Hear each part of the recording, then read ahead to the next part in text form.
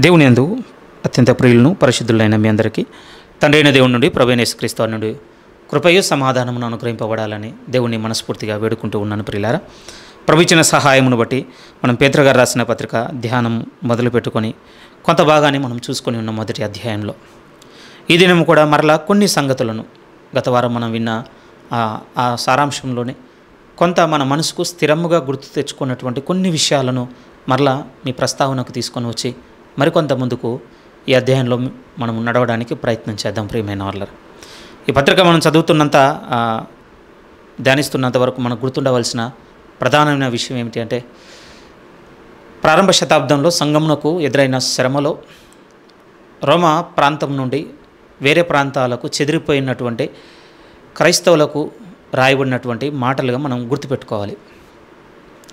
అందులో ప్రధానమైన ఉద్దేశం ఏమిటి అని అంటే, ఈ శ్రమలను జయించుటకు ఒక క్రైస్తవునిగా క్రీస్తును ధరించుకున్నవాడిగా సమాజంలో ఏ విధంగా నడుచుకోవాలో ఆ విలువలన్నింటినీ పేతురు గారు పరిశుద్ధాత్మ పూర్ణుడై రాసి ఆనాడున్న ఆ సమాజానికి పంపిస్తున్నాడు. ఈనాడున్న ఈ కాలంలో మనకు కూడా ఇవి ఉపయోగపడేటువంటి మాటలు అవుతాయన్నటువంటి ఆలోచన మనం పెట్టుకున్నాం. ప్రియమైన వాళ్ళారా, అందుకోసమే ఆ శ్రమలలో నడుచుకోవాల్సిన వైఖరిని పేతురు గారు గుర్తు చేస్తున్నప్పుడు బాధ్యతలనే ఎక్కువగా ప్రస్తావించి ఉన్నాడు. దేవునితో మన రిలేషన్ ఎలా ఉండాలి, సంఘంతో మన రిలేషన్ ఎలా ఉండాలి, ఫ్యామిలీతో మన రిలేషన్ ఎలా ఉండాలి, ఒక విధంగా పరిపాలిస్తున్నటువంటి ప్రభుత్వ యంత్రాంగంతో మన రిలేషన్ ఎలా ఉండాలి, బోధకులతో మన రిలేషన్ ఎలా ఉండాలి, వ్యక్తిగతంగా మన అంతరంగ విశ్వాస జీవితంతో మనకు ఎలాంటి రిలేషన్ ఉండాలి. 5 అధ్యాయాల్లో ఈ సారాంశం కనపడుతుంది.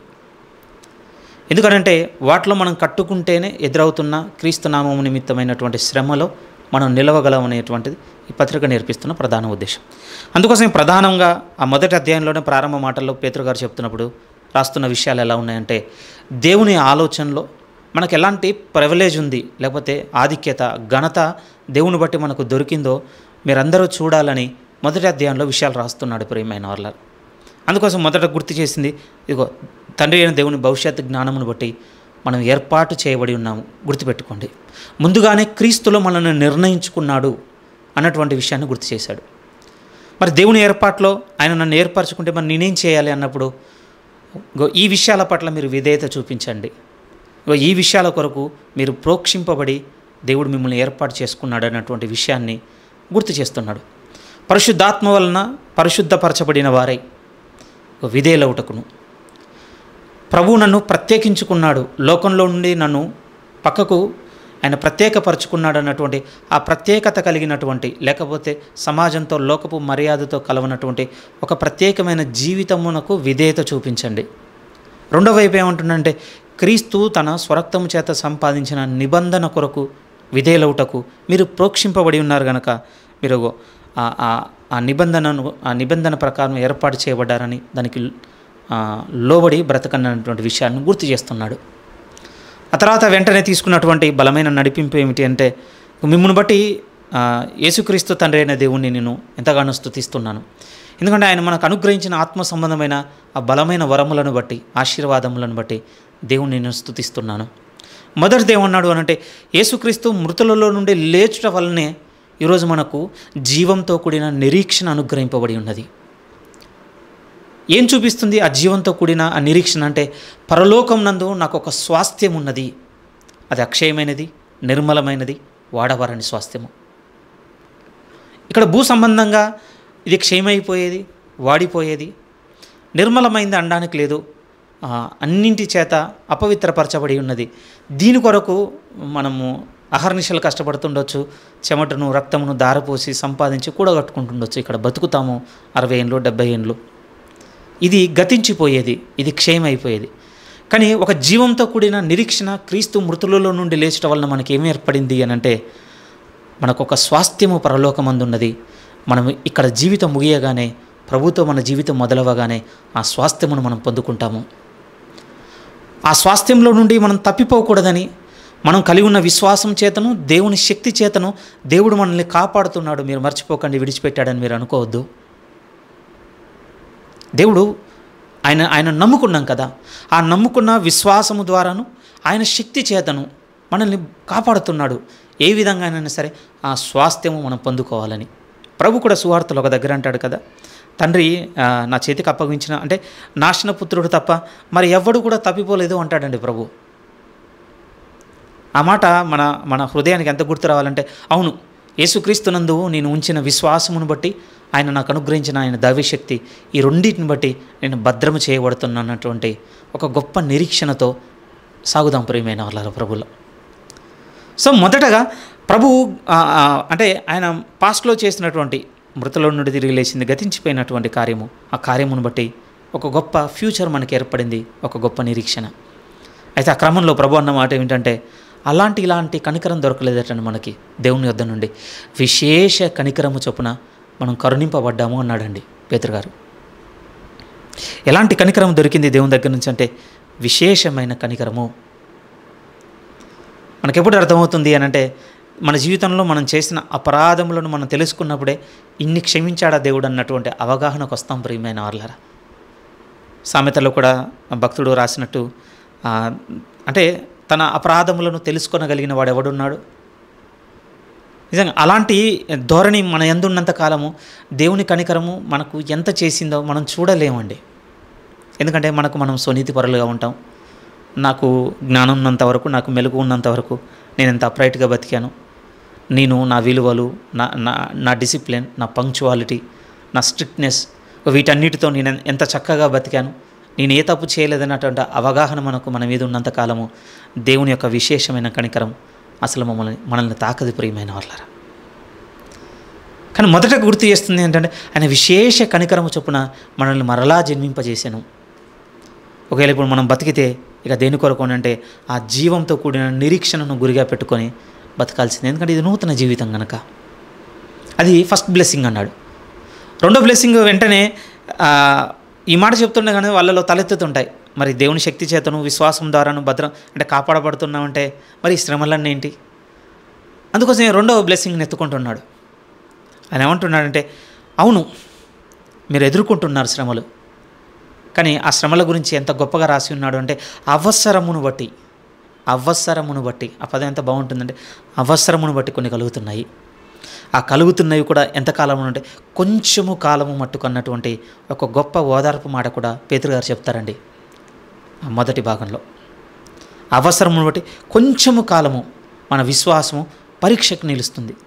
ఎందుకనంటే మరలా ఆయన తిరిగి వచ్చినప్పుడు మెప్పుయు ఘనతయు మహిమయు మనకు కలుగుటకు అనువైనటువంటి విశ్వాసమును మన యందు రూపొందించుచున్నాడు. అది ఏ విధంగా వస్తుంది అని అంటే, బంగారమునకు మెరుగు తీసుకురావాలి అంటే అగ్నిలో వేయవలసిన పద్ధతి ఏ విధంగానైతే అవసరమో, అలాగే విశ్వాసము మెరుగుదిద్దబడుటకు ఏదైనా ఉంది అంటే అది పరీక్షకు నిలవాల్సిందే. నానా విధములైనటువంటి అవసరమును బట్టి నానా విధములైన శోధనలకు నిలిచినదై అది ప్రభువు ప్రత్యక్షమైనప్పుడు గొప్ప మహిమయు మెప్పుయు కలుగుటకు కారణంగా ఉండబోతుంది. అందుకోసమే మీకు కలుగుతున్నాయి కనుక అవసరమును బట్టి కలుగుతున్నాయని మొదట పెట్టుకోండి. రెండో ఆలోచన ఏం పెట్టుకోండి, అది కొంచెము కాలం మట్టుకే. అలానే ప్రభు నామం నిమిత్తం మీరు భరించిన ఈ శ్రమలు వ్యర్థమైపోతాయని మీరు అనుకోవద్దు. ప్రభు రాగానే మెప్పు ఘనత మహిమ మీకున్నది మరవద్దు. ప్రభు ఖచ్చితంగా మీరు పడ్డ ప్రయాసమునకు, మీరు పడ్డ శ్రమకు ఆయన ఖచ్చితంగా ప్రతిఫలము దయచేస్తాడు. అది రెండవ బ్లెస్సింగ్గా గుర్తు చేసి ఉన్నాడు విశ్వాసమును గురించి. ఇక మూడవ బ్లెస్సింగ్ ఏం గుర్తు చేస్తున్నాడు అని అంటే, స్థిరముగా ప్రేమ ప్రస్తావన తీసుకొచ్చున్నాడు. ఎందుకంటే నిరీక్షణ అయిపోయింది, విశ్వాసం అయిపోయింది. ఇక మూడవ ఉత్తమమైనది మన జీవితంలో ఏదైనా ఉందంటే ప్రేమే. తుదకు నిలిచేటివి మూడే. ఆ మూడో విషయాన్ని ప్రస్తావన తీసుకొని వచ్చి, ఇప్పుడు మీరు ఆయనను చూడకయే ఆయనను ప్రేమించుచున్నారు. రెండో మాట కూడా ఎంత బలంగా రాస్తాడంటే 9వ అధ్యాయంలోనే, అంటే విశ్వాసమునకు ఫలము అనగా ఆత్మరక్షణ పొందుచు చెప్పనశక్యమును మహిమాయుక్తమునైన సంతోషము గలవారే ఆనందించుచున్నారు. ఇది చాలా మళ్ళీ ఈ వీక్లో మళ్ళీ మెడిటేట్ చేసినప్పుడు నూతనంగా అనిపించింది. అదేంటి, ప్రభులో మనం పడుతున్న ఆనందాన్ని ఎవరితో నన్ను షేర్ చేసుకుంటే అంటే వాళ్ళు అర్థం చేసుకోవాలనంత ఇదిగా ఉంటుందా ఆ ఆనందం అని అంటే, పేతురు గారే చెప్తున్నారు ప్రియమైన వాళ్ళు, చెప్పనశక్యమును మహిమాయుక్తమునైనటువంటి ఆనందం అది. ప్రభువుని బట్టి నేను ఇంతగా ఆనందింపబడుతున్నానని మనం చెప్పుకోవడానికి కూడా పదాలు సరిగ్గా రానంత ఆనందం దొరుకుతుందటండి. ఊరికే ఎందుకు చెప్తారు చెప్పండి, అనుభూతి చెందందే. పేతురు గారు ప్రభువుతో నడిచి ఆ ఆనందంను చూసి ఉన్నాడు కనుకనే ఆయన చెప్తున్నాడు, అది చెప్పనశక్యమైనది, మీతో ఏ విధంగా చెప్పగలను ప్రభుతో నాకున్న ఆనందకరమైన జీవితాన్ని. బహుశా ఈ తారతమ్యాన్ని మనం అర్థం చేసుకోవడానికి భౌతికంగా ఒక చిన్న తెచ్చుకోవచ్చు అనుకుంటాను. ఇప్పుడు ధనవంతుడు ఉన్నాడు అనుకోండి, లేకపోతే సరే కొంచెం మనం క్రిస్టియన్గా ఒకసారి ఆలోచిద్దాం. మనకు దేవుని వాక్యాన్ని బట్టి కొంత జ్యువెలరీ అన్న, లేకపోతే ఆర్నమెంటు, లేకపోతే బంగారము, నగలు, వీటంటే పెద్దగా మనసు మనకు లేదనుకోండి. అవి బాగా ఇష్టపడి వాటిని ధరించుకొని ఎప్పుడు తిరగాలనుకునే వ్యక్తి వాటిని ధరించిన ఉన్నప్పుడు వాడు పొందుతున్న ఆనందం మనకు ఎంత కన్వే చేసినా మనకు అర్థం కాదండి. ఎందుకంటే మన గురి దాని మీద లేదు కదా. పేతురు గారు కూడా అదే అంటున్నాడండి. ఈరోజు ఈ ప్రభువును మనం నమ్ముకున్నాం, ఈ నమ్ముకున్నందుకు మనకి ఈ ఆనందం దొరికింది అని మనం ఇంకొకరికి చెప్పినా కూడా వాడు అర్థం చేసుకోలేడు. ఎందుకనంటే మనకి ఈ ప్రభు మీద గురి లేదు, ప్రభువు వాగ్దానం చేసినటువంటి జీవితం మీద గురి లేదు, ప్రభు కొరకు బ్రతికేటువంటి ఈ భౌతికంగా ఆయనలోనికి రక్షణలోనికి వచ్చిన తర్వాత బతుకుతున్న జీవితం మీద మనసు అంతకన్నా లేదు. ఇంకా లోకపు సుఖాలను తీర్చుకోవడానికి ఆరాటపడుతున్న మనసు కలిగిన వాడికి ప్రభువులో వీటిని లోకపు సుఖాలను త్యజించి ప్రభులో ఉన్న ఆనందాన్ని వెతుకుంటున్నప్పుడు నాకు చాలా ఆనందం దొరికిందని నువ్వు చెప్తే మనకు అర్థం కాదు. బహుశా ఇలా మాట్లాడుకోవచ్చేమో. ఒక అన్యుడు ఉన్నాడు, వాడు శరీర సుఖంలో సంతోషపడుతుండొచ్చు. ప్రియమైన వాళ్ళ ఉదాహరణకు చెప్తున్నాను, శరీర సుఖం అదేదైనా కావచ్చు. మనము ప్రభువులోనికి వచ్చిన తర్వాత మనలో ఉన్నటువంటి పాపములను, మనలో ఉన్నటువంటి దుర్గుణములను ప్రభువు మనకు ఎత్తి చూపించి దాన్ని మార్చుకోవడానికి మనకు ఒక దారి చూపించాడు అనుకోండి, ఇది మనకు ఆనందాన్ని కలిగిస్తుంది. యాక్చువల్గా ప్రభుతో మనం నడిస్తే ఇది మనకు ఆనందాన్ని, నా ప్రభు నాలో ఇది తప్పు ఉందని చూపించాడు, దాన్ని మార్చుకోవడానికి నాకు ఈ దారి చూపించాడు, ఇది దొరికిన తర్వాత నాకు ఎంత తృప్తి కలిగింది అని అంటే అది మాటల్లో చెప్పలేనని ఒక అన్యంతో మనం చెప్పామనుకో, అదేం ఆనందం రా. ఆనందం ఎందులో ఉంది అంటే వాటిని తీర్చుకోవడంలో ఉంది కదా. అది లోకపు పోకడ. కానీ ప్రభు పేతురు గారు అంటున్నారు, ఇప్పుడు మనం ప్రభువుతో నడుస్తున్నాం కదా, ఇప్పుడు చూడట్లేదు. మరి ప్రభుతో నడుస్తున్నాం అంటే గుర్తు ఏమిటంటే ఆయనను చూడకే మనం ప్రేమించుతున్నాము. మనం ప్రభువును ప్రేమిస్తున్నామంటే ఆయనతో నడవకుండా ఆయన ఎలా ప్రేమించగలమండి? ఆయన మన జీవితంలో చేస్తున్నవి, మన కొరకు చేసినవి, మన కొరకు సిద్ధపరుస్తున్నవి, మన జీవితము శోధనలోను ఉరిలోను పడిపోకుండా ప్రభువు మనల్ని తప్పించుకుంటూ మన జీవితాన్ని ఆయనలో కట్టుకుంటుందంతా ఇప్పుడు ఆయనతో నడుస్తుంటేనే కదా మనకు తెలుస్తుంది. అలా తెలుస్తున్నప్పుడు ప్రేమించకుండా ఎలా ఉంటాం? ఇది ఇంకోటి చెప్పిన ఇది చెప్పనశక్యము. కానీ రెండవ మహిమాయుక్తమైనటువంటి గొప్ప ఆనందమైన స్థితి. ఇది దేని మీద బిల్డ్ అయ్యింది అని అంటే ప్రజెంట్. నిరీక్షణ అయితే పాస్ట్ ఈవెంట్ మీద, విశ్వాస సంబంధమైనటువంటి మెప్పు అయితే ఫ్యూచర్ ప్రభు మరలా తిరిగి వచ్చినప్పుడు మెప్పు. కానీ ప్రజెంట్లో ఏముంది అని అంటే ప్రభుతో మనం నడుస్తున్న జీవితం మీదనే మన ఆనందం డిపెండ్ అయి ఉంది. ప్రియమైన వాళ్ళారా, ఆ ప్రభు తనను వెల్లడి చేసుకుంటున్న కొద్దీ ఇంకా మనకు ఆనందము అత్యధికమై ఆ ప్రభుతో నడవాలన్నటువంటి మనసు మనలో కలుగుతుందా? లేకపోతే ఈయనను విడిచిపెడితే బాగుండు, ఈయన నాలో ఉన్నవన్నీ చూపించి నన్ను స్థిమితంగా ఉండనివ్వటం లేదు, ఈయన దగ్గరకు వచ్చినప్పుడల్లా నాకు విచారమే దుఃఖమే మిగులుతుంది తప్ప నేను సంతోషపడే, లేకపోతే నాకు పొగడ్త దొరికేటి ఏం దొరుకుతలేవని దూరంగా ఉండాలన్న మనసు మనలో ఉంటుందా? మనం ఆలోచించుకోవాలండి. ఇది మన ప్రస్తుతం ప్రభుతో రిలేషన్ మీద డిపెండ్ అయ్యింది. ఏది? ప్రభులో మన ఆనందము, మన ప్రేమ ఆయనతో ఇప్పుడున్న మన రిలేషన్ మీదనే బిల్డ్ అయ్యింది అని 9వ వాక్యం చెప్పిన తర్వాత ఇక 10 నుంచి కొన్ని వాక్యాలు మనం చూద్దాం. ప్రియమైన వాళ్ళారా, ఈ 10వ అధ్యాయం 10వ వచనం 11వ వచనంలో పేతురు గారు తీసుకున్నటువంటి ఒక గొప్ప కాంటెక్స్ట్ ఏమిటి అంటే కంప్లీట్ యూటర్న్ అండి. మొదటి నుంచి వాళ్ళతో మాట్లాడుకుంటూ చెదిరిపోయిన వాళ్ళతో మాట్లాడుకుంటూ వచ్చిన పేతురు గారు వెంటనే 10-11 వచనాల్లో ఎవరిని ఎత్తుకుంటాడంటే వాళ్ళ కళ్ళ ముందు అప్పుడు లేనటువంటి ఒక ఇద్దరిని తీసుకుంటాడండి. ఆ ఇద్దరు కూడా ఎలాంటి వాళ్ళు అని అంటే ఇలాంటి వాళ్ళు కాదు. ప్రియమైన వాళ్ళ జ్ఞానవంతులు అనుకోండి, ఇంటలెక్చువల్లీ ఇంకా సూపర్ పర్సన్స్ అనమాట. ఒకరేమో పాత నిబంధనలో ఉన్నటువంటి ప్రవక్తలు, ఇంకొకరేమో దేవదూతలు. ప్రియమైన వాళ్ళ అదే రాస్తున్నాడు. వీరిరువురు ఒక విధంగా సమకాలీన అంటే ఆ టైంలో ఆ సిచ్యువేషన్లో ఉన్న మనతో పోలిస్తే వారు మనకంటే చాలా గొప్పవారు, ఘనులు, దేవుని జ్ఞానం విషయంలో గొప్పవారు. దేవదూతలు కూడా మనలాంటి వాళ్ళు ఏం కాదు, మనకంటే గొప్పగా సృష్టింపబడినవారు. ప్రియమైన వాళ్ళ ఈ ఇద్దరిని ప్రస్తావన తీసుకుని వచ్చి ఇప్పుడు ఈ ఇద్దరిది మనది అర్థం కావాలి. ఎందుకనంటే మనం ఈరోజు పొందుకున్నటువంటి ఆ ప్రివిలేజ్ అనేది ఒకరోజు గొప్పవారు అనుకున్న వారే పొందుకోలేకపోయారు. కొన్నిసార్లు మన భౌతిక స్థితి కూడా మనం ఆలోచించుకోవాలి. ప్రియమైన వాళ్ళ ఇప్పుడు మనం ఉన్నటువంటి జీవితం సరే ఒప్పుకుంటాను, మనము ప్రపంచ ధనవంతుల కుటుంబంతో సరిపోయినంత స్థితిలో మనం ఉండకపోవచ్చు. కానీ మన జీవితంలో మనం తీసుకున్న నిర్ణయాలు, మనం చేసినటువంటి పనులు, నేను గతించిపోయినవి మాట్లాడుతున్నాను.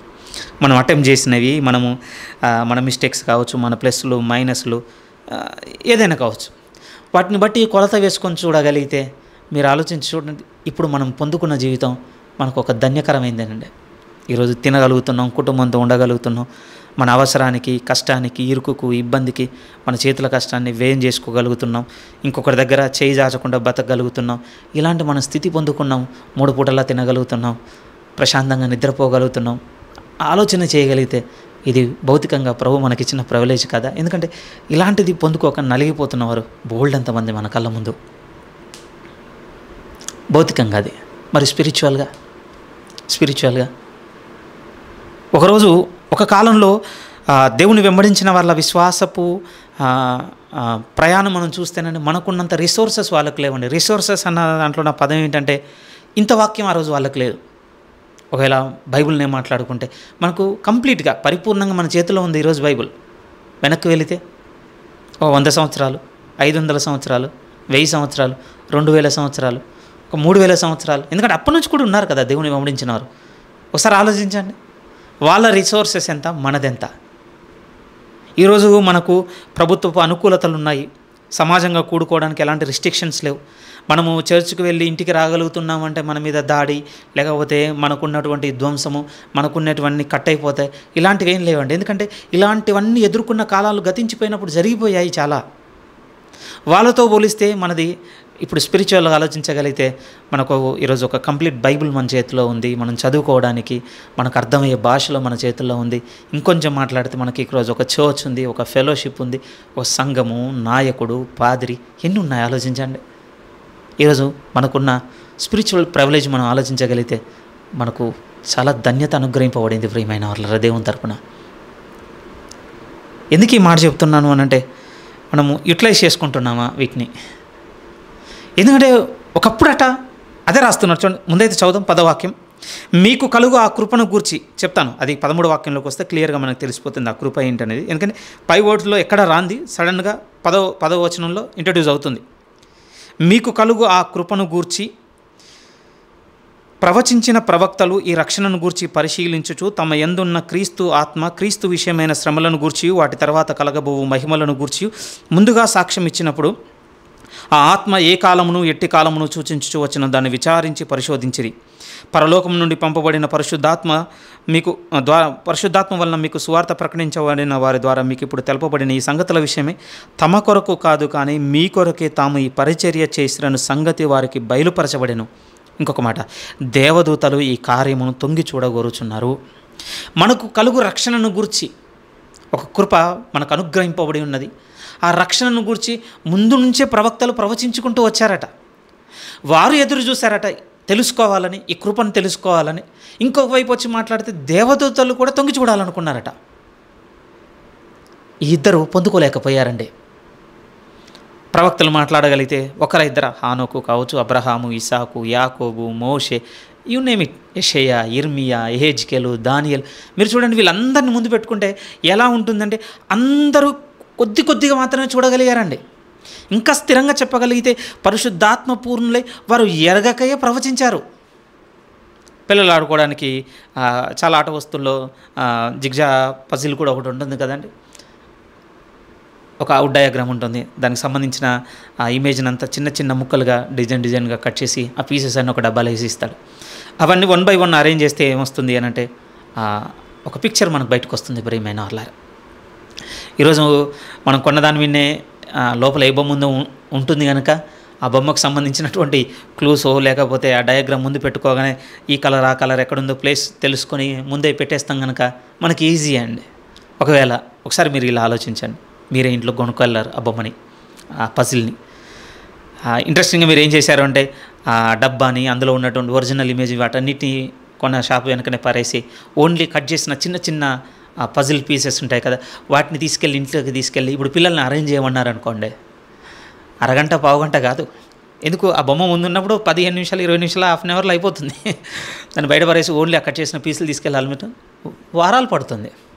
ఇదేంటి, ఇది ఎక్కడ పెట్టాలి, దీని షేప్ ఏంటి, ఇది ఇక్కడ పెట్టాలా లేకపోతే ఇంకో దగ్గర పెట్టాలా, ఇది కలుపుతుండే కానీ ఇంకేదో కలర్ వస్తుంది ఏంటి, లేకపోతే ఇంకేదో షేప్ వస్తుంది ఏంటి, ఎంత స్ట్రగుల్ అని అంటే అప్పుడు పజిల్ అండి అది కదా. నిజంగా పాత నిబంధనలో ప్రవచించిన ప్రవక్తల స్థితి కూడా ఎలా ఉండే అంటే ఒక్కొక్కరు ఒక్కొక్క మాట ప్రవచించారండి. ఇగో యెషయా గారు కన్యక గర్భవతి కుమారుని కంటుంది. ఏం తెలియదు ఆయన కాలానికి. ఒకే ఒక వెలుగు, ఒక చిన్న పజిల్ పీస్ దొరికింది ఆయనకు. ఒక విధంగా చెప్పాలి అంటే పరిపూర్ణంగా ఆ ప్రత్యక్షము కాబో ఆ కృపను గూర్చి చూసిన వ్యక్తులు కాదండి వారు. కానీ వారికి పరిశుద్ధాత్మ పూర్ణులై దేవునితో నడుస్తున్నప్పుడు కన్యక గర్భవతి కుమారుని కంటుందన్నటువంటి ఆ ప్రవచనం వారి నోట ప్రవచించగానే వారి ఆలోచన ఎవరై ఉండొచ్చు. లేకపోతే ఇంకొక ప్రవక్త ఆయన అంటే యెరూషలేములో నుండి ఐగుప్తుకు పారిపోవును ఒక ప్రవచించారు. ఇంకొక ఆయన వచ్చేసి ఆయన నజరేయుడు అనబడునని ఇంకొక ఆయన ప్రవచించి ఉన్నాడు. ఇంకొక ఆయన తీసుకొని వచ్చి ఇదిగో అతని సన్నిహితులుగా ఉన్నవాడే ఒకడు అతనికి విరోధముగా మడిమ తిప్పునని ఇంకొకడు అనేసాడు. ఇంకొక ఆయన ఏమో ఆయన ఎముకలలో ఒకటే నన్ను ఇరిగిపోదని ఇంకొక ఆయన ప్రవచించేసి ఉన్నాడు. ఇంకొక ప్రవక్త వచ్చాడు, చేదును చిరకగా ఆయనకు తాగించిరి అని ఇంకొక ఆయన ధనవంతుడు వంతులో లేకపోతే ధనవంతుని సమాధిలో ఆయన పెట్టబడను ఇంకొక ఆయన. ఒక్కొక్కరు నిజంగా ఆ ప్రవచనం వారికి దొరికినప్పుడు వారి ఆలోచన ఏమై ఉండొచ్చు? అసలు ఎవరి గురించి ఈ ప్రవచనం దేన్ని సూచిస్తుంది? ఎందుకంటే ఇప్పుడు మనకు పరిపూర్ణంగా ఉండేసరికి మనం ఈజీగా కనెక్ట్ చేస్తున్నాం. ఇది యేసుక్రీస్తు. ఒకసారి ఆలోచించండి. ఇప్పుడు నూతన నిబంధన క్లోజ్ చేసుకున్నాం అనుకోండి, 39 పుస్తకాలు పట్టుకుని ఏం చేస్తాం?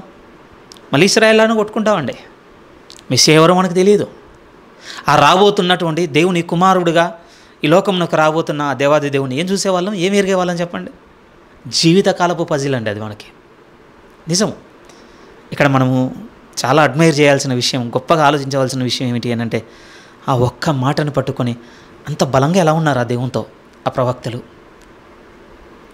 ఆ రాబోతున్నటువంటి క్రీస్తును గూర్చి వారికి ప్రవచించబడు అంటే దేవుని తరపున ప్రవచనం వెల్లడి కాగానే వారు ఎలాంటి ఆలోచనతో ఉన్నారట, వదిలేలేదట. ర్యాండమ్గా ఏదో ఒక మాట వచ్చేసింది నేను వదిలేదట. ఎంత వెతకడం మొదలుపెట్టారట అంటే ఏ కాలమును ఎట్టి కాలమును సూచించు వచ్చేనో ఒకసారి మీరు ఆలోచించండి. ఆదివారము లేకపోతే ఒక సేవకుని ప్రసంగం ద్వారానో లేకపోతే ఒక క్యాలెండర్లో వాక్యం ద్వారానో లేకపోతే ఇంకేదో రూపాన ఒక వాక్యం దొరకగానే మీ ఆలోచన నా ఆలోచన ఇలా ఉంటుందా? ఇంతగా మనం ఆలోచిస్తున్నాం ఈరోజు దేవుని వాక్యాన్ని. ఎందుకంటే దేవుడు మనకిచ్చిన ప్రివిలేజ్, ఆ ధన్యత విషయంలో ఈరోజు మన వైఖరి ఎలా ఉంది చూడాలి. ఆనాడున్న వాళ్ళ వైఖరి. కమ్యూనిస్ట్ కంట్రీసు మనకు తెలుసు రిలీజియన్కి బాగా అగెయిన్స్ట్. అది రష్యా కావచ్చు, చైనా కావచ్చు, ఇంకో దేశం. ఒక సువార్థికుడు దీని గురించినటువంటి విషయం ప్రస్తావిస్తున్నప్పుడు ఆయన ఒక మాట చెప్పినప్పుడు హృదయం చాలా ఆలోచనలోకి వెళ్ళిందండి. రష్యా కంట్రీలో అంటే దేవుని నమ్ముకున్న ఒక వ్యక్తి కేవలం బైబిల్లో దొరికిన ఒక్క పేపర్ పట్టుకుని తను బతుకున్నంత కాలం ఆ ఒక్క పేపర్ను ధ్యానించి ఆ పేపర్లో తనకు అర్థమైంది ప్రకటించాడటండి సువార్తగా. నాకు చాలా ఛాలెంజింగ్ అనిపించిందండి. ఒక్క పేపర్తో ప్రభులో నిలబడ్డం ఏంటి అసలు? నిజంగా ఇది కొంత సిగ్గు తెచ్చుకున్నాను నేను. మీకు కూడా సవాలుగా ఉండడానికి గుర్తు చేస్తున్నాను ప్రియమైన వాళ్ళ. ఎందుకంటే ఈరోజు పరిపూర్ణంగా మన చేతిలో ఉన్నది మనకు అనుగ్రహింపబడబోవు ఆ కృపను గూర్చి ఏంటి ఈరోజు మన బాధ్యత, ఏ రెస్పాన్సిబిలిటీ తీసుకుంటున్నాం మనం? ఎందుకంటే ఆ మాటలు రాస్తున్నప్పుడు అవే రాశాడు కదండి. మళ్ళీ నేను చదువుతున్నాను చూడండి. మీకు కలుగు ఆ కృపను గూర్చి ప్రవచించిన ప్రవక్తలు ఈ రక్షణను గూర్చి పరిశీలించుచు ఎగ్జామిన్ చేశారటండి వాళ్ళు. ఆదివారం వచ్చేసింది, ఈరోజు ఒక ప్రసంగం వినాలి తప్పదు. అలాంటి వైఖరి కాదు ప్రియమైన వాళ్ళరా. అబ్జర్వేషన్, ఎగ్జామిన్ చేసుకున్నారట. పరిశీలన. మిస్ అయిపోతానేమో, కోల్పోతానేమో, ఈరోజు ఏం మాట్లాడబోతున్నాడో లేకపోతే ఏం వెల్లడి చేయాలనుకున్నాను, నన్ను ఏ విధంగా చూపించబోతున్నాడు, తన మహిమను ఏ విధంగా కనపరచబోతున్నాడు, నా పాపమును ఏ విధంగా ఉనికిలోకి తీసుకురాబోతున్నాడు, ఆ పాపమునకు ఏ విధంగా ప్రాయశ్చిత్తం చేసి ఉన్నటువంటి సత్యము నాకు వెల్లడి చేయబోతున్నాడు. పరిశీలన ప్రియమైన వాళ్ళరా, మనకు ఉండాలి ఇది. వారు అదే చేశారట. వారు పరిశీలించుచు తమ యందున్న క్రీస్తు ఆత్మ క్రీస్తు విషయమైన శ్రమలను గూర్చి వాటి తర్వాత కలగబోవు మహిమలను గూర్చి ముందుగా సాక్ష్యం ఇచ్చినప్పుడు చెప్పుకుంటూ వస్తున్నాడటండి. ఎంత పట్టుకొని కొద్ది ప్రవచనాలే, పొడివి, ఒక్కొక్కరికి ఒక్కొక్క కాలంలో ఒక్కొక్కటి దొరికిన ఆ చిన్న ప్రవచనాలను బట్టి దాన్ని బట్టే పరిశీలిస్తుండగానే పరిశుద్ధాత్మ దేవుడు దృఢపరుచుకుంటూ వస్తున్నాడట. క్రీస్తు నిమిత్తం మీకు కలుగుతున్న శ్రమలు. వెంటనే వారి ఆలోచన ఎక్కడికి వెళ్ళిందటండు, దాని నుంచి తప్పించుకోను లేకపోతే ఈ ప్రభువుకు దూరంగా వెళ్ళిపోవాలని కాదట. అవి ఏ కాలమును ఎట్టి కాలమును సూచిస్తున్నాయి ఆ శ్రమలు. ఎట్టి కాలమును అంటే అంటే ఎలాంటి సర్కమ్స్టాన్సెస్లో వస్తాయి, ఏ టైం పీరియడ్కి ఏ సర్కమ్స్టాన్సెస్, ఏ కాలమును ఎట్టి కాలము. కానీ ఆశ్చర్యకరంగా మళ్ళీ పేతురు గారు ఆత్మపూర్ణుడే చెప్తున్న మాట ఏమిటంటే, ఇంతగా వారు చేసింది వారి కొరకు కాదు, మీ కొరకే. అదే అన్నాడు కదా 12లో, పరలోకం నుండి పంపబడిన పరిశుద్ధాత్మ వలన మీకు సువార్త ప్రకటించబడిన వారి ద్వారా మీకిప్పుడు తెలపబడిన ఈ సంగతుల విషయమై తమ కొరకు కాదు కానీ మీ కొరకే తాము ఈ పరిచర్య చేసిన సంగతి వారికి బయలుపరచబడెను. నిజంగానే ఒక్కొక్క ప్రవక్త ఒక్కొక్క టైం పీరియడ్, ఒక్కొక్క ప్రవక్త ఒక్కొక్క పజిల్ పీస్ వదిలాడండి యేసుక్రీస్తు వారిని గురించి, అంతే. ఒక్కొక్కరిది ఒక్కొక్క మాట. కానీ అవన్నీ కలిసి ఈరోజు మన దగ్గరికి వచ్చేసరికి మనకు అర్థమైపోతుంది.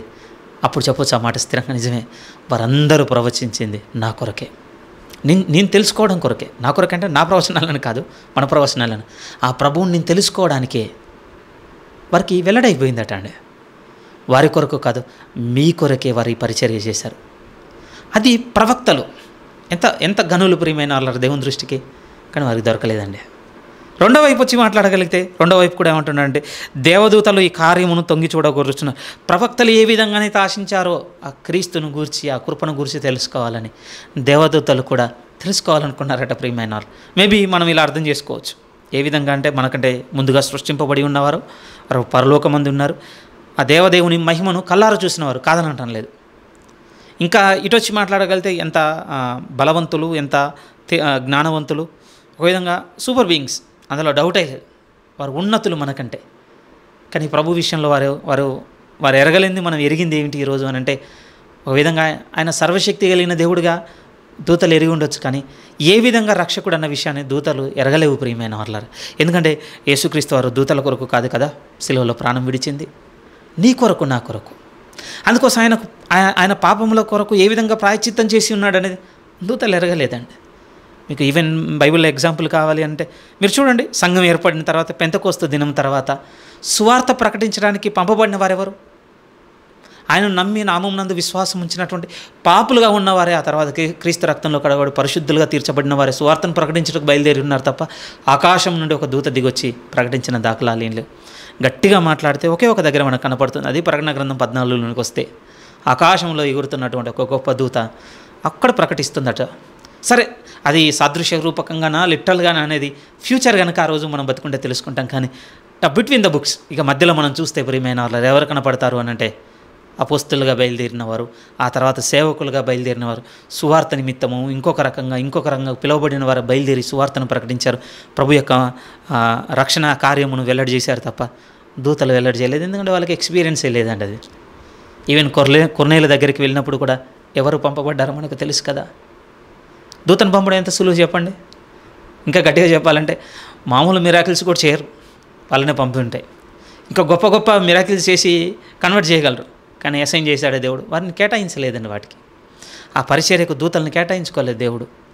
కానీ ఎవరిని అనంటే ప్రభు రక్షణ జీవితాన్ని అనుభవపూర్వకంగా ఎరిగినటువంటి మనుషులని సువార్తకు నియమించుకున్నారు. అందుకనే ఈ విషయాన్ని మీకు అనుగ్రహింపబడినటువంటి కృపను ఎరుగుటకు దేవదూతలు కూడా తొంగి చూడగోరుతున్నాయి. అసలు ఎరగాలి ప్రభు యొక్క అసలు ఏంటి ఆయన. అందుకోసమే లూకాసు వార్త మీరు 2 కూడా తర్వాత చూసి చదువుకోండి. గొల్లలకు సమాచారం తెలిపినప్పుడు కూడా పొత్తిగుడ్డలతో చుట్టబడినటువంటి ఒక శిష్యుని మీరు కనుగొంటారన్నప్పుడు అక్కడ రాయబడిన పరలోక సర్వ సమూహం అంతయు తొంగి చూసిందటండి ఆ రోజు. ఆ పొత్తిగుడ్డల్లో పెట్టబడినటువంటి ఆ శిశువుని పరలోకపు సర్వ సైన్యం సమూహం అంతయు, ఒకరిద్దర కోట్ల కొలదిగా ఉన్న దూతలు, వారు కూడా పొందుకోలేకపోయారు. మరి ఇంత గొప్ప ధన్యత ఎవరికి దొరికింది అంటే మీకు నాకు. ఆనాడు మాట్లాడుతున్నటువంటి పేతురు ఇగో వాళ్ళతో అన్నమాట, మీకు మనకే దొరికింది ఇది. పూర్వం ప్రవచించిన ప్రవక్తలు వారి కొరకు కాదు మన కొరకే ఈ కార్యం చేసిరి. పోనీ దూతలు మనకంటే గొప్పవారు, వారు కూడా దీన్ని తొంగి చూడాలనుకున్న వారే, వారికి తెలియదు. అంత గొప్ప కృపకు ఈరోజు దేవుడు మిమ్మల్ని నన్ను పాత్రను చేస్తున్నాడు. ఆనాడున్న వాళ్ళనైనా ఈనాడున్న మనల్నైనా ప్రేమైన వాళ్ళారా. అయితే ఎప్పుడు కూడా మన ధన్యత మనకు బాధ్యతను గుర్తు చేస్తుందండి. ఎందుకంటే ఇక 13వ వాక్యం నుంచి ఇన్ని ధన్యతలు పొందుకున్నాం మనము ప్రభువులో. ఇప్పుడు మన బాధ్యతలను మీరు తెలుసుకోవాలని ఇక 13 నుంచి రాస్తున్నాడు ప్రియమైన వాళ్ళారా. రెస్పాన్సిబిలిటీస్ రాస్తున్నాడు అని జాగ్రత్తగా చూద్దాం. ఎందుకంటే 13వ వాక్యం నుంచి 24 వాక్యాల వరకు, సరే కొన్ని బైబిల్లో 25 వాక్యాలు ఉన్నట్టుగా చూపిస్తుంది. ఈ భాగంలోనండి ఆల్మోస్ట్ పేతురు గారు ప్రస్తావించిన దాంట్లో సుమారు 7 కానీ 8 బాధ్యతలు మనకు కనపడుతుంటాయి ప్రియమైన వాళ్ళ. ఇవన్నీ మన బాధ్యతలు. ఇక 13 నుంచి మనం చదవబోయేటి దేనికేనంటే దేవుడు మనకు అనుగ్రహించినటువంటి ప్రివిలేజ్కి. మొదటి రెస్పాన్సిబిలిటీ ఏమని చెప్తున్నాడో మీరు చూడగలిగితే 13. సాధ్యమైతే ఈరోజు ఒక 4 చూద్దామండి. ఇంకొక కాంటెక్స్ట్ వీలైతే ఆదివారమే మనం మాట్లాడుకుందాం. చాలా ముఖ్యమైన భాగంతో అది కనెక్ట్ అయ్యింది కనుక వీలైతే సండే సర్వీస్లోనే మనం మాట్లాడుకుందాం ఇందులో ఉన్న భాగాన్నే. కానీ ముందుగా చూద్దాం 13వ వాక్యం నుంచి. కాబట్టి ఒకసారి మనకు ఈ దేర్ఫోర్ అంటే ఈ కాబట్టి అనేది కనపడింది అని అంటే ఇది ఏం చేస్తుందంటే పైన ఉన్నదాన్ని కలుపుతుందండి. సరే పెరగ డివైడ్ అయినప్పటికీ ఏం కలుపుతుంది అంటే పైదంతా 1 నుంచి 12 వాక్యాలంతా ప్రభువులో మనకు అనుగ్రహింపబడినటువంటి ఘనత లేకపోతే ఆ ప్రివిలేజ్ మనకు కనపడితే దానికి ప్రతిఫలముగా మన నుంచి బయలుదేరవలసిన రెస్పాన్సిబిలిటీస్. అందుకోసం కాబట్టి మీ మనస్సును నడుము కట్టుకొని నిబ్బరమైన బుద్ధి గలవారే యేసుక్రీస్తు ప్రత్యక్షమైనప్పుడు మీకు తేబడు కృప విషయమే సంపూర్ణ నిరీక్షణ కలిగి ఉండండి. మొదటి రెస్పాన్సిబిలిటీ ఏమంటున్నాడు అనంటే ప్రభు ఎడల ఒక కన్విక్షన్ పెట్టుకోండి. మీరు ఒక స్థిరమైన పట్టుదల కలిగి ఉండాలి. ఇప్పుడు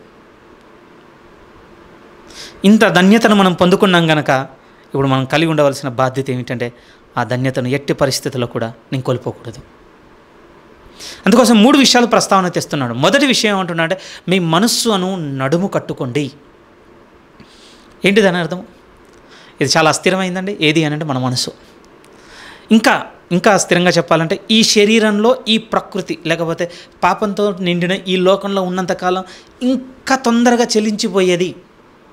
అందుకోసమే భక్తుడైన సొలొమోను కూడా అన్నమాట అదే కదా సామెతలు మనకు కనపడుతుంది. అంటే ప్రాకారము లేని పురం ఎలాంటిదో మనసు కూడా అలాంటిది అనేసాడండి.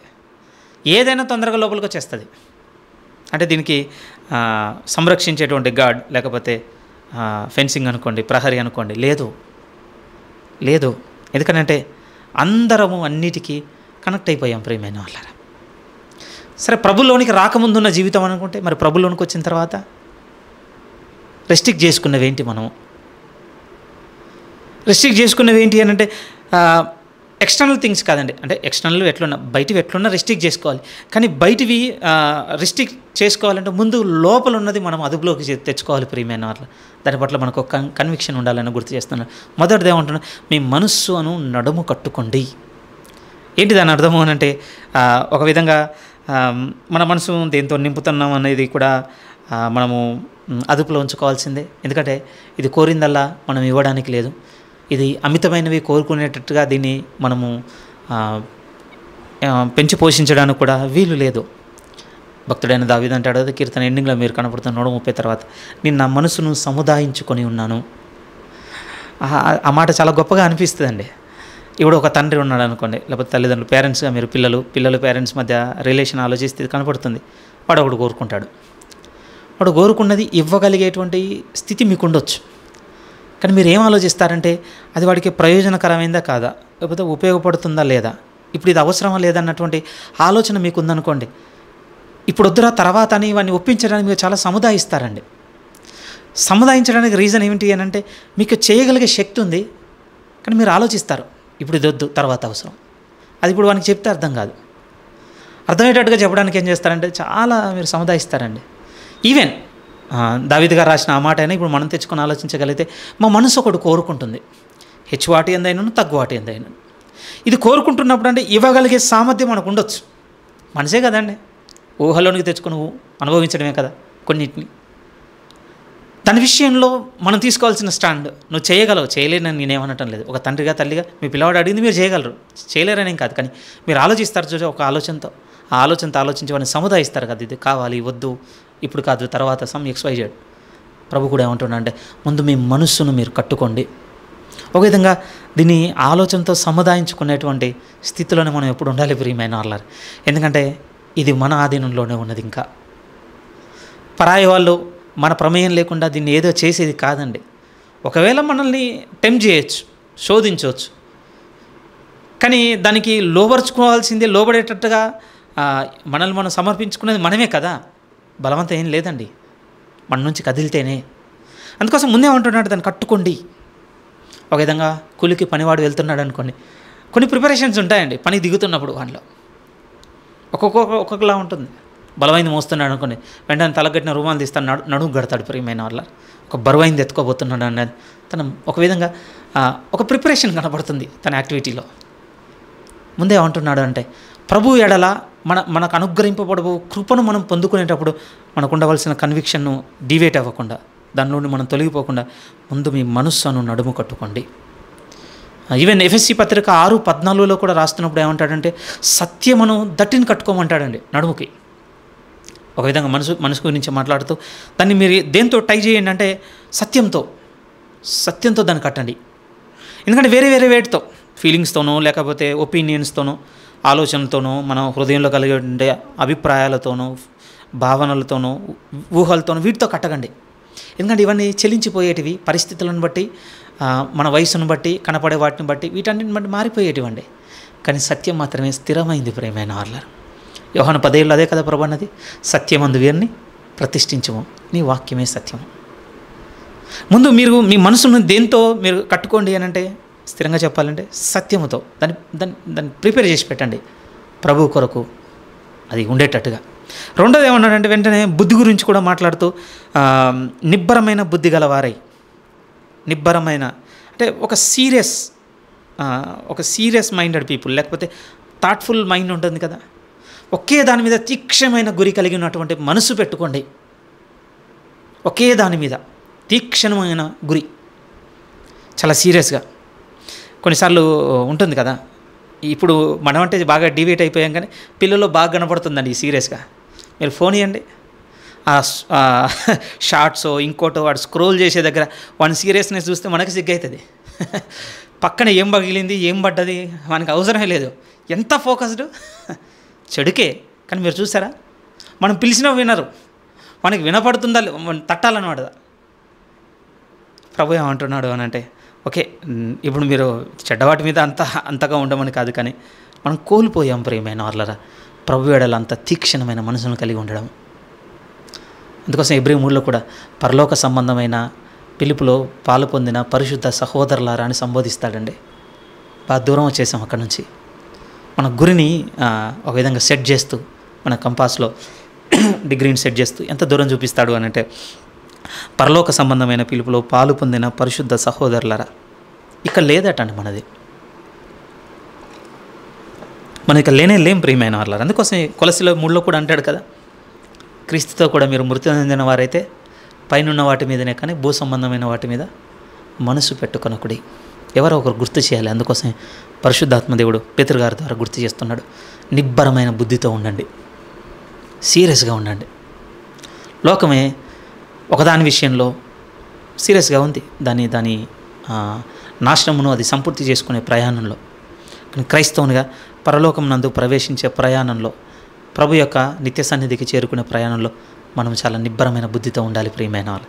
మరి ఎలా వస్తుంది ఇది మనకి ఇంత కన్విక్షన్? ప్రభువు వల్ల ఇంత స్థిర నిశ్చయత మనకు ఎలా వస్తుంది అంటే కింద అంటాడండి వెంటనే, యేసుక్రీస్తు ప్రత్యక్షమైనప్పుడు మీకు తేపడు కృప విషయమై సంపూర్ణ నిరీక్షణ కలిగి ఉండండి. ఇది గనక మనం ముందు పెట్టుకుంటే ఒక విధంగా మనసును అనే నడుము కట్టుకొని నిబ్బరమైన బుద్ధితో ఉండగలిగేటువంటి స్థితిలో మనం నిలబడతామట. ఎప్పుడు అనంటే ప్రభు ప్రత్యక్షమైనప్పుడు మనకు తేబడు సంపూర్ణమైనటువంటి నిరీక్షణ, తేబడు కృప విషయమైన సంపూర్ణ నిరీక్షణ. ఇందాక చదివాం కదండి మనం ఎక్కడ 10వ వాక్యంలో, మీకు 10లో అన్నాడు కదా, మీకు కలుగు ఆ కృపను గూర్చి అని. అది వారికి తెలియదు, ఇప్పుడు మనకు తెలియదు ప్రియమైన వాళ్ళారా. కానీ ఎప్పుడు అర్థమవుతుంది అంటే ప్రభు ప్రత్యక్షమైనప్పుడు మనకు తేవడు కృప విషయమై, ప్రభు ప్రత్యక్షమైనప్పుడు చూస్తాం ప్రియమైన వాళ్ళారా, ప్రభు నన్ను పిలుచుకుంది ఈ కృపను నాకు అనుగ్రహించుట కానీ. దాని విషయం చెప్తున్నప్పుడు ఏమంటున్నాడు అంటే ఈ నిరీక్షణ ముందు పెట్టుకోండి. ప్రభువు ప్రత్యక్షమైనప్పుడు నాకు ఒక కృపను అనుగ్రహిస్తాడనేటువంటి ఒక సంపూర్ణ నిరీక్షణ మీ ముందు పెట్టుకుంటే మన బుద్ధి నిలకడగా ఉంటుంది. నిబ్బరమైన బుద్ధితో మనసును నడుము కట్టుకొని ఇక దిగుతాం ప్రభు కొరకు. ఇది నన్ను చేయమన్నాడు, ఇది చేయొద్దన్నాడు, ఇలా నడుచుకోమన్నాడు, ఇలా నడుచుకోవద్దన్నాడు, ఇవి చూడమన్నాడు, ఇవి చూడొద్దన్నాడు, ఇవి మాట్లాడమన్నాడు, ఇవి మాట్లాడొద్దన్నాడు. మనసును నడుము కట్టుకుంటాం ప్రియమైన. చేయడానికి కట్టుకుంటాం, చేయకుండా ఉండడానికి కట్టుకుంటాం. డూసుకుంది డోంట్స్కుందని. మొదటిది ఏమంటున్నా అంటే ప్రభు ఎడల ఇంత నిశ్చయత పెట్టుకోండి, కన్విక్షన్. ఇప్పుడు రెండోది చూద్దాం. రెండవ బాధ్యతగా 14వ వాక్యం 14వ వాక్యాన్ని మీరు చూడగలిగితే, నేను పరిశుద్ధుడనై ఉన్న ప్రకారము నేను పరిశుద్ధుడనై ఉన్నాను గనక మీరును పరిశుద్ధులై ఉండుడని రాయబడి ఉన్నది గనక ఉన్నది కాగా మీరు విధేయులకు పిల్లలై మీ పూర్వపు అజ్ఞాన దశలో మీకుండిన ఆశలను అనుసరింపి ప్రవర్తింపక మిమ్మల్ని పిలిచినవాడు పరిశుద్ధుడై ఉన్న ప్రకారం మీరును సమస్త ప్రవర్తన యందు పరిశుద్ధులై ఉండుడి. రెండవ బలమైన విషయాన్ని, మన బాధ్యతను ఏం గుర్తు చేస్తున్నాడు అని అంటే విధేయతను మన ప్రస్తావనకు తీసుకుని వస్తున్నాడు ప్రియమైన వాళ్ళు. విధేయతని, ఎందుకంటే ఒకప్పుడు మనం వేరే విషయాలకు లోబడ్డాం, వేరే విషయాలకు దాసులుగా ఉన్నాం. ఏ విషయాలు అని అంటే అక్కడ క్లియర్గా చెప్తాడు, పూర్వపు అజ్ఞాన దశలో మనకుండినటువంటి ఆశలను అనుసరించి నడుచుకునే విషయంలో ఆ ఆశలకు మనం దాసులము. పూర్వం అది. మరి ఇప్పుడు దేవుడు మనకు అనుగ్రహించబోతున్నటువంటి కృపను పొందుకునే ఈ విషయంలో ఇప్పుడు వాటన్నిటిని విడిచి, ఆ పూర్వపు వేరే వాటికి దాసులుగా ఉన్న వాటిని విడిచి ఇప్పుడు ఏమంటుండంటే మీరు దేవునికి విధేయులై ఉండండి. ఎందుకంటే ఇప్పుడు మన బాస్ మారిపోయి ఉన్నాడు. ఒకప్పుడైతే మన ఆశలు మనకు యజమానులు, అవి మనల్ని ఎటు ఈడిస్తే అటు ఇడ్చుకు వెళ్ళిపోయింది, మనం వెళ్ళిపోయాం. కానీ అక్కడి నుంచి ఈవెన్ మనంగా కూడా బాసులుగా ఉండడానికి లేదంటున్నాడు ప్రియమైన. ఇప్పుడు నేను ఎవరికి విధేయులమై ఉండాలంటే దేవునికి. ఈరోజు చాలా దూరం అయిపోతున్నటువంటి గుణం అండి విధేయత చూపించుట. ఎందుకో నన్ను కూడా బాధ పెట్టేది ఉందండి ఈ విషయంలో. ఏం బాధ పెడుతుంటుంది అని అంటే, నేను ఒకరికి విధేయత చూపించాలి అని అంటే వారి అర్హతలేంటి అర్హతలేంటి అనేది కాదండి మన డ్యూటీ. మన డ్యూటీ ఏంటి అని అంటే విధేయత మన డ్యూటీ. మాట్లాడుతున్నాడు కదా దేవుడు, విధేయులై ఉన్నాడు. మన డ్యూటీ ఇది అండి. పోనీ లేకపోతే మన పని ఏంటి అని అంటే, ఇప్పుడు నేను ఎవరికి విధేయత చూపించాలో వాళ్ళ అర్హత ఏంటి, వాళ్ళ స్థాయి ఏంటి, వాళ్ళ మంచి ఏంటి, వాళ్ళ చెడు ఏంటి, మన పని ఇది కాదు ప్రియమైన వాళ్ళారా. దాని గురించిన పని వేరే అండి. మిమ్మల్ని నన్ను అసైన్ చేసిన వర్క్ ఏమిటంటే విధేయత చూపించుట. ఇది మీకు నాకు ఉండవలసినటువంటి ప్రధానమైనటువంటి రెస్పాన్సిబిలిటీ. ప్రభు స్థిరంగా చెప్తున్నాడు. సరే, మనుషులను కొద్దిసేపు దూరం పెట్టండి, ఇప్పుడు దేవునితో మాట్లాడుకుందాం. ఎందుకంటే మనం దేవునికి విధేయత చూపించడం నేర్చుకున్నామంటే మనుషులకు ఆటోమేటిక్గా చూపిస్తామండి. నేను దేవునికి మాత్రం విధేయత చూపిస్తున్నాను కానీ మనుషులకు చూపించాను అని అంటే అబద్ధం ప్రియమైన వాళ్ళ. అప్పుడప్పుడు నాకు వండర్ అనిపిస్తుంది. ఆదికాండం చదువుతున్నప్పుడు, దట్టు దావీదు అబ్రహాం గురించి చదువుతున్నప్పుడు నేను ఆశ్చర్యపోయేది ఏంటంటే, పిలిచినప్పుడే అంటాడండి. ఏమంటాడో తెలుసా?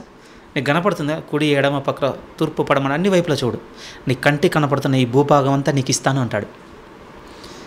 నేను షాక్ అయ్యేది ఏంటి అని అంటే, మొత్తం అయింది దేవుని వైపు నుంచి చూస్తే. నా భార్య షారా మృతి నొందినప్పుడు ఒక దగ్గరికి వెళ్ళి పొలం కొనుక్కుంటాడు ప్రియమైన వాళ్ళారా.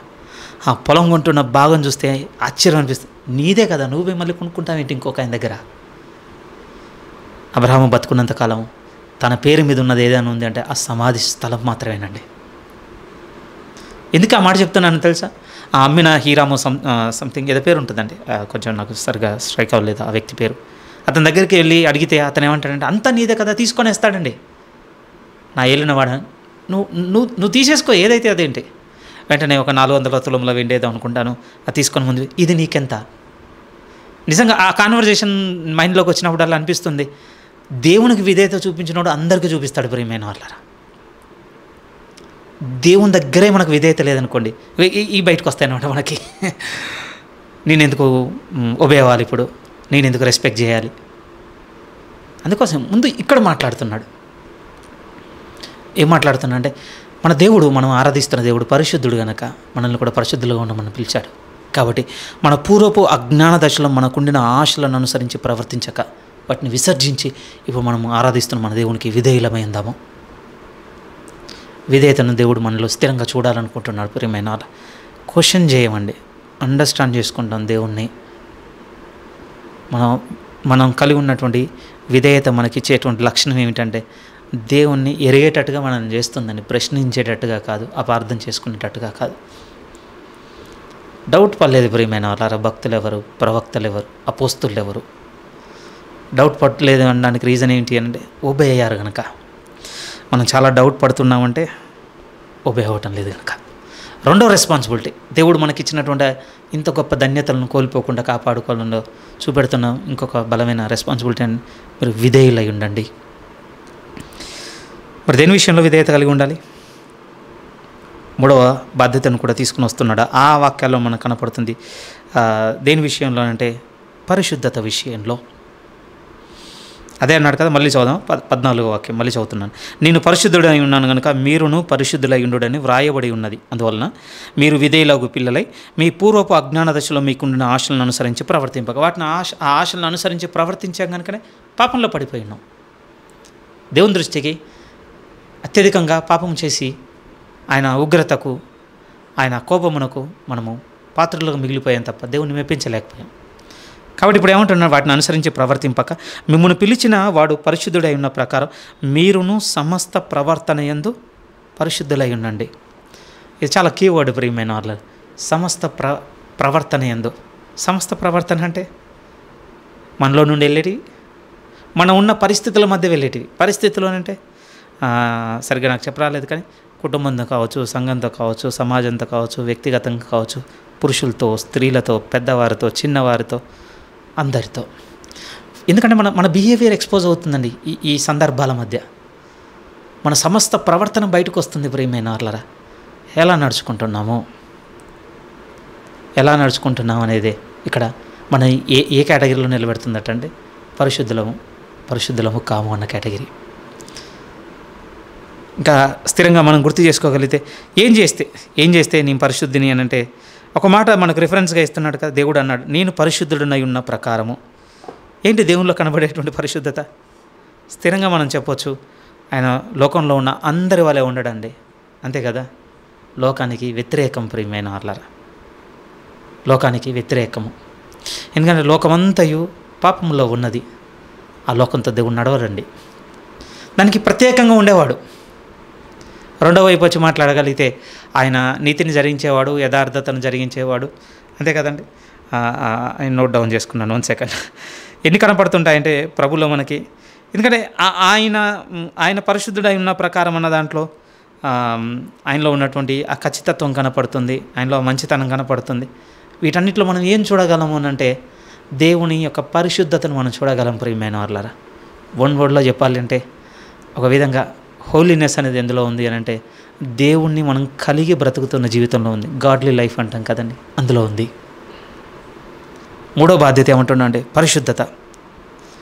వాటిలో కలిసిపోకండి, వాటికి వ్యతిరేకంగా ఉండండి. ఆత్మ వలన పరిశుద్ధపరచబడిన వారే అన్నాడు కదా. పక్కకు తీసుకొచ్చి పెట్టుకున్నాడండి దేవుడు మిమ్ములను నన్ను. ఓకే, ఎరగనప్పుడు అండి బలహీనత చేత అటు ఇడవబడుతున్నాం, ఒప్పుకుంటాను. కానీ ఎరిగిన తర్వాత, నేను అలా ఉండకూడదని మనకు అర్థమైన తర్వాత ప్రభు దగ్గరికి వెళ్ళి మనం గోజాడుకొన బద్దులము ప్రియమైన వాళ్ళు.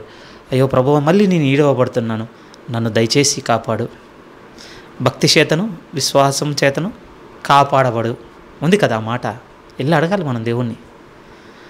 సంతోషంగా బాగుంది, ఇవన్నీ నేను నెరవేర్చుకుంటే చాలా హ్యాపీగా ఉంది, మళ్ళీ నా అజ్ఞాన దశలో ఉన్న ఆశలను అనుసరించి ప్రవర్తిస్తే చాలా ప్లీజింగ్గా ఉంది అని అనుకుంటే ఇక మనల్ని ఎవరు కూడా బాగా చేయలేరండి. ఎందుకంటే ప్రభు అన్నాడు కదా, ఉప్పు నిస్సారం అయితే మళ్ళీ దేనివలన సారము పొందును, బయట పారవేయబడి మనుషుల చేత తొక్కబడుటే కానీ మరి దేనికి పనికిరాదు. ఈ దేవుని దగ్గరికి వచ్చి మనం మళ్ళీ పాతపు అజ్ఞాన దశలు నెరవేర్చుకోవడానికి మనం ఆరాట పడుతున్నాం అనుకోండి, ఇంకా అయిపోయింది. ఇంకెవరు మనల్ని గుణపరుస్తారు చెప్పండి లోకంలో. ఇంకా థర్డ్ రెస్పాన్సిబిలిటీ మనకు గుర్తు చేస్తుంది ఏమిటి అని అంటే పరిశుద్ధులై ఉండండి. రైట్, ఫోర్త్ది కూడా గుర్తు చేసుకొని క్లోజ్ చేసుకుందాం ప్రియమైన వాళ్ళారా. ఈరోజు ఇక్కడితో ఆపడానికి ప్రయత్నం చేస్తున్నాను. 17వ వాక్యాన్ని మీరు చూడగలిగితే సమస్త ప్రవర్తన యందు పరిశుద్ధులై ఉండండి చెప్పిన తర్వాత 17వ వాక్యం, పక్షపాతం లేకుండా క్రియలను బట్టి ప్రతి వానికి తీర్పు తీర్చువాడు తండ్రి అని మీరు ఆయనకు ప్రార్థన చేయుచున్నారు గనుక మీరు పరదేశులై ఉన్నంత కాలం భయముతో గడుపుడి. నా ఫోర్త్ రెస్పాన్సిబిలిటీ ఏం గుర్తు చేస్తున్నాడు అని అంటే ఆయన ఎడల భయము కలిగి ఉండండి అన్నటువంటి మాట చెప్తున్నాడండి. దానికి పేతురు గారు ఆత్మపూర్ణుడే రాసిన మాటలు కూడా ఎలాంటివి ఉన్నాయంటే, పక్షపాతము లేకుండా క్రియలను బట్టి ప్రతి వానికి తీర్పు తీర్చువాడు తండ్రి అని మీరు ఆయనకు ప్రార్థన చేయుచున్నారు. నిజమే ప్రియమైన వాళ్ళరా, మనం మన సండే విన్నదైనా కావచ్చు, మళ్ళీ గుర్తు చేసుకోవాల్సిన మాట. ఎందుకంటే ఈ ప్రభువుకు భయపడి మన జీవితంలో బ్రతకవలసిన వారము. ఎందుకంటే ప్రభు అంటున్నాడు ఖచ్చితంగా, ప్రతి వానికి పక్షపాతం లేకుండా క్రియలను బట్టి తీర్పు తీర్చువాడు, ఆ తీర్పు దగ్గర ప్రతిఫలము లేకపోతే శిక్ష కూడా విధించు దేవుడు కదా ఆయన. మత్తయి సువార్త 10లో కూడా యేసుక్రీస్తు వారు అన్నమాట, 10 కానీ 12, 10:38 అనుకుంటాను. ఆయన ఎంత అంటే అంటే కేవలం మీ అంటే ప్రాణమును మాత్రమే తీయేసేటువంటి మనుషులకు భయపడకుడు కానీ నరకంలో మీ ఆత్మను మీ దేహమును రెండింటిని నశింపజేయగలవానికి మిక్కిలి భయపడుడే. సెకండ్ బెస్టేనండి. నా దేవుడు నన్ను ఏదో చేస్తాడని భయపడ్డం సెకండ్ బెస్టే. నిజమే, నాకు కూడా అనుభవం కలిగిన సేవకులు చెప్పకపోతే నేను కూడా ఈ వెలుగు గుర్తించలేకపోయేవాడిని. ఇది నాకు సెకండ్ బెస్ట్ అవుతుంది. కానీ ఫస్ట్ బెస్ట్ ఏమిటి అని అంటే, నన్ను ప్రేమించు నా దేవునికి నేను దుఃఖకరమైనటువంటి జీవితమును బ్రతుకుతున్నటువంటి ఆ ఆలోచనతో మనం దేవునికి భయపడుతూ బతకాల్సిన వారం ప్రియమైన వాళ్ళ. లేదు, నాకు మంచి చేసి నాకు మేలు చేసి నాకు ఉపకారం తప్ప కీడే అస్సలే చేయనటువంటి ఆ దేవునికి నేను కీడు చేయొద్దన్న ఆలోచన కలిగి భయంతో నడుచుకున్న బద్దులము. ఎందుకంటే అంత క్లియర్గా ఉంది కదండి. మన ప్రేయర్లో కూడా ఏమైనా గుర్తు చేసుకునే బద్దులం అంటే పక్షపాతం లేకుండా క్రియలను బట్టి ప్రతి వానికి తీర్పు తీర్చేవాడు తండ్రి అని మీరు ఆయనకు ప్రార్థన చేయుచున్నారు గనుక మీరు పరదేశులు అయినంత కాలం భయముతో గడపమని పిలుపునిస్తున్నాడు ప్రియమైన వాళ్ళ. ఒకే ఒక మాట చెప్పి ఇక్కడ నేను క్లోజ్ చేస్తానండి. ఆ చెప్పే మాట ఏమిటి అని అంటే, మనం నమ్మిన మన దేవునికి మనం ఎంతగా భయపడుతున్నాం. అప్పుడప్పుడు కొన్ని ఎక్స్పీరియన్సెస్ మనం చెప్పుకుంటామండి. సరే, ఇప్పుడు చెప్పడం మానేసి ఉండొచ్చు, కొంచెం వెనక్కి వెళ్తే మనకు కనపడుతుంది. ఈ చేయరా అంటే ఈ చేయనరా బాబు, మా నాన్నంటే నాకు భయం. కొన్ని ఉన్నాయి మన జీవితంలో, మన స్నేహితులతోనో బంధువులతోనో ఒక టైమ్స్లో మనం చెప్పుకున్నవి కదా ఉన్నాయి. వారి భయాన్ని బట్టి కొన్ని మనం చేయడానికి ఒప్పుకోలేదండి. కొన్ని చోట్లకు వెళ్ళడానికి ఒప్పుకోలేదు. ఈ తరం కంటే మన ముందున్న తరం ఇంకొంచెం ఎక్కువ దాన్ని చూపించారు వాళ్ళ తల్లిదండ్రులకు. మన తర్వాత వచ్చిన తరం ఇంక అయిపోయింది సంగతి, అంతే, వదిలేశారు. ఎందుకంటే కొన్ని మనం దేవుడు చెప్పినట్టు నడుచుకోం కదా, అందుకనే కొన్ని అనుభవిస్తామండి. దేవుడు నిశ్చయంగా చెప్పాడు, వాడు నడవలసిన తోడు నడుస్తలేడు కనుక వాడిని డిసిప్లిన్ చేయడానికి నువ్వు బెత్తం వాడు, నువ్వు వాడిని శిక్షించకపోయిన ఏడాలు నువ్వు తండ్రివే కాదు. ఇలాంటి మాటలు ఉన్నా కూడా మనం నడుచుకునే వైఖరి ఇంకోలా ఉంటుందండి. దేవుని కంటే మంచి పేరెంట్స్ లాగా ఉండాలనుకుంటాం మనం. అందుకోసం అనుభవించాల్సిన అనుభవిస్తాం. కానీ మన ముందున్న వాళ్ళు ఆలోచిస్తే, ఆ ముందున్న తరానికి వెళ్ళి ఆలోచిస్తే భయపడ్డారు ప్రియమైన వాళ్ళారా. బైబిల్లోనే ఛాలెంజింగ్ అనిపించే ఎగ్జాంపుల్ ఏమిటి అంటే, ఇసాక్ అప్పటికి 30 ఏళ్ళు అండి, తండ్రికి 130 ఏళ్ళు. మీరు ఆలోచించే 130 ఏళ్ళ ప్రాయం కలిగిన వాళ్ళలో ఒక స్థితిని మనం చూడగలం. 30 ఏళ్ళు ఉన్న యవ్వనంలో ఉన్నవాడిని ఇంకో స్థితిలో చూడగలం. బలం విషయంలో ఎంతసేపు చెప్పండి. తన తండ్రి తను చంపాలనుకున్నప్పుడు, తనను కట్టేస్తున్నప్పుడు అయినా అర్థమైపోతుంది నన్ను ఏదో చేయబోతున్నాడు అయినా. పోనీ అక్కడ ఇంకెవరన్నా ఉన్నారా, ఇంకెవరో చూస్తున్నారు కావచ్చు, అందుకనే ఓబయ్యాడు అమ్మో భయపడ్డాడు అనడానికి లేదు. తండ్రి ఒక్కడే ఉన్నాడు. ఎంతసేపు ఆ ముసలవాన్ని ఏదో ఒకటి చేసి అక్కడి నుంచి పారిపోవడం. కానీ ఏం చూస్తాము అంటే ఆయనలో పరిపూర్ణంగా విధేయతను చూస్తాం ప్రియమైన. పైకి వచ్చి మాట్లాడితే తన తండ్రి అంటే భయాన్ని కూడా చూస్తామండి. నాకు సూపర్ బుక్లో అది నచ్చింది, కాకపోతే పిల్లవాడిని పెట్టి చేశారండి వాళ్ళు. కానీ ఆ కాంటెక్స్ట్ ఆ వీడియోలో చూస్తున్నప్పుడు ఆ ముఖంలో భయపడుతున్నటువంటి ఆ ఫీలింగ్స్ ఉంటాయి కదా, భయపడ్డప్పుడు వణికిపోతున్నటువంటి దాన్నంతా పిక్చర్ చేసినప్పుడు నాకు అదే గుర్తొచ్చింది. నిజమే కదా, తండ్రి అంటే ఎంత భయపడ్డాడు ఆయన. దేవుడు కూడా అదే మాట్లాడుతున్నాడు పరిశుద్ధాత్మ దేవుని ద్వారా. మనం పరదేశులు అయినంత కాలము భయముతో గడపండి. ఇక్కడ 4th రెస్పాన్సిబిలిటీగా గుర్తు చేస్తుంది ఏంటంటే భయాన్ని గుర్తు చేస్తున్నాడని. ఆ తర్వాత అండి స్థిరంగా 18, 19, 20, 21 వాక్యాలు, ఈ నాలుగు వాక్యాలు ఒకే కాంటెక్స్ట్లో రాయబడ్డాయండి. ప్రభు యేసు రక్తంను గురించి అక్కడ ఒక 3 మన బాధ్యతలను గుర్తు చేస్తున్నాడు ప్రియమైన. కొంచెం సమయం తీసుకొని సండే మనం కొంచెం ఎలాబరేటెడ్గా మాట్లాడుకుందాం. మనకు ప్రభు తన కృపను అనుగ్రహిస్తూ ఇచ్చినటువంటి ధన్యతలు ఒకవైపు కనపడుతున్నాయి, ప్రివిలేజెస్ ఇంకొక. వాటికి తగ్గ రెస్పాన్సిబిలిటీ మనసును నడుము కట్టుకొని నిబ్బరమైన బుద్ధితో యేసుక్రీస్తు ప్రత్యక్షమైనప్పుడు తేబడు కృప విషయమే సంపూర్ణ నిరీక్షణతో ఆ కన్విక్షన్తో సాగుదాం. రెండోది ఏమన్నాడు అంటే ఓబే అవుదాం ఈ దేవునికి.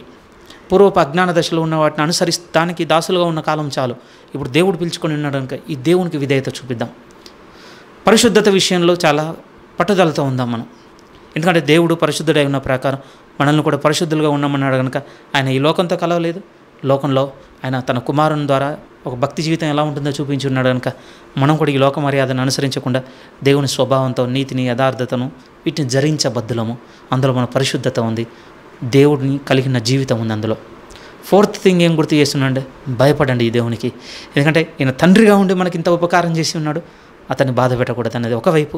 రెండో వైపు వీటిని ఉపేక్షించిన ఎడల పక్షపాతం లేకుండా ప్రతివానికి వాని క్రియలను బట్టి తీర్పు తీర్చువాడు గనక పరదేశులు అయినంతకాలం వీటికి లెక్క చెప్పబద్దులుగా ఉన్నామన్న ఆలోచనతో భయంతో గడపండి. ఇది 4th రెస్పాన్సిబిలిటీ.